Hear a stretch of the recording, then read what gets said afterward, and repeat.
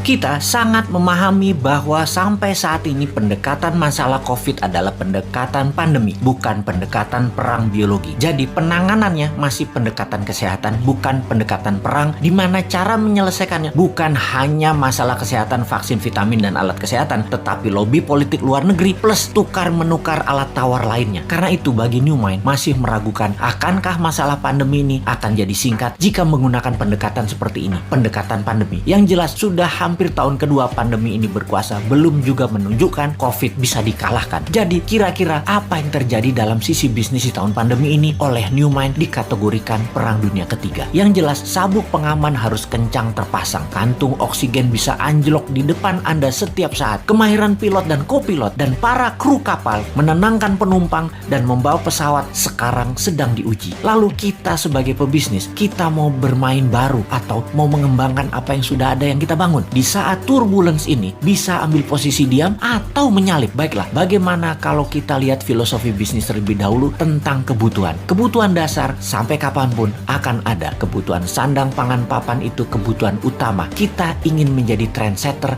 menciptakan tren baru, atau kita mau lebih tinggi lagi, yaitu pembuat tren, yaitu sebagai game changers, pembawa perubahan aturan main baru dengan membuat lantai dansa yang baru. Seperti Elon Musk dengan Tesla, dengan SpaceX-nya, dengan rencana tinggal di Mars. Itu game changers. Kita tahu sulit menjadi game changers seperti cita-cita New Mind yang mau ganti Old Mind di politik Indonesia 2024. Keras sekali perlawanan kaum Old Mind dan buzzer berjuang, dan buzzer rupiah berjuang membantai New Mind. Pokoknya jangan sampai New Mind berkuasa dan menjadi negara super power aja Indonesia ini. Tetapi sungguh New Mind tidak akan diam. Bagaimana kalau begini sahabat? Tak perlu kita fokus terlalu jauh dulu dan akan membuat Indonesia menang secepatnya. Lebih baik kita persiapkan diri kita untuk berdaulat dulu secara pribadi. Sungguh, sekali lagi sahabat, kita yakin dan meyakini bahwa New Mind pasti menang di 2024. Ini sebuah kepastian. Di tahun 2030 Indonesia 3 besar dunia. Ini kepastian. Di tahun 2045 Indonesia negara superpower. Itu suatu kepastian dengan syarat semua sahabat berdaulat secara ekonomi sekarang. Jadi saya sangat menyarankan dengan satu batu dua target kena,